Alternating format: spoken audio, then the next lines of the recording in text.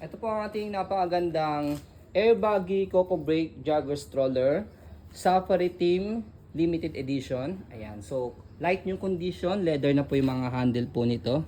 Ayan, so this already washed and ready to use. Good for newborn, fully reclined po siya up to 25 to 30 kg. Proven and tested na po namin sa ganung mga weight sa mga buyers po namin. Okay?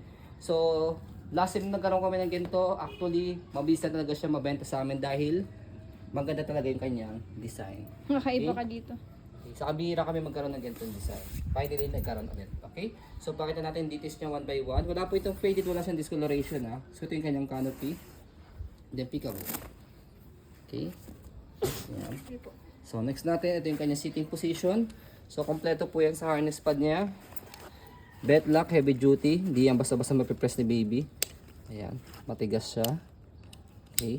Pero sa adult, syempre, malambot siya. Ayan.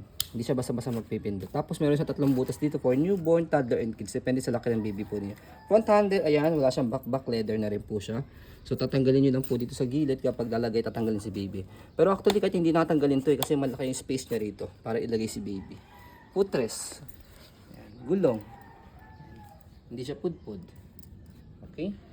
So next natin, ayan sa side, yung body frame niya, black na black ang hines. So sa maselang seller, pwede po ito sa masisel ng mga buyers. Ayan.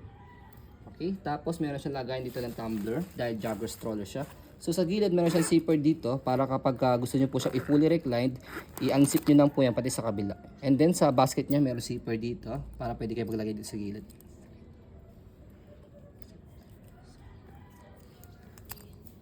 Next natin yung kanyang gulong sa likod, ayan. Okay, yung matigas. Tapos sa likod, ayan.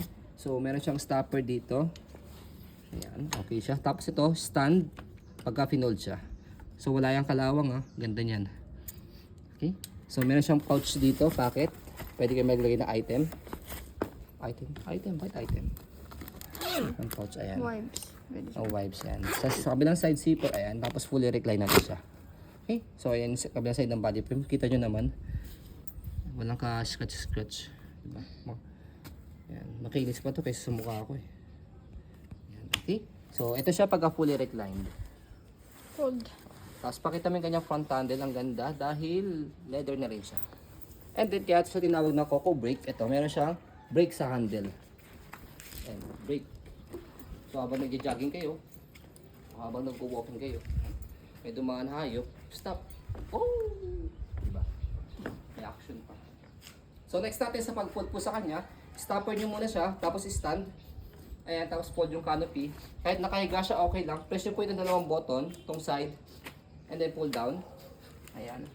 And then, ayan. Saka nyo po siya strap dito. I-roll nyo lang siya dyan.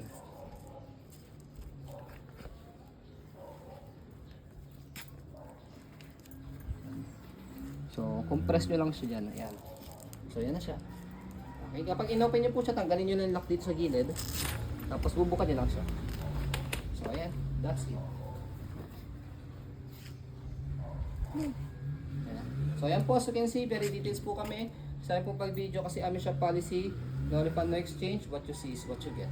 So, maraming salamat. Have a nice day and God bless po.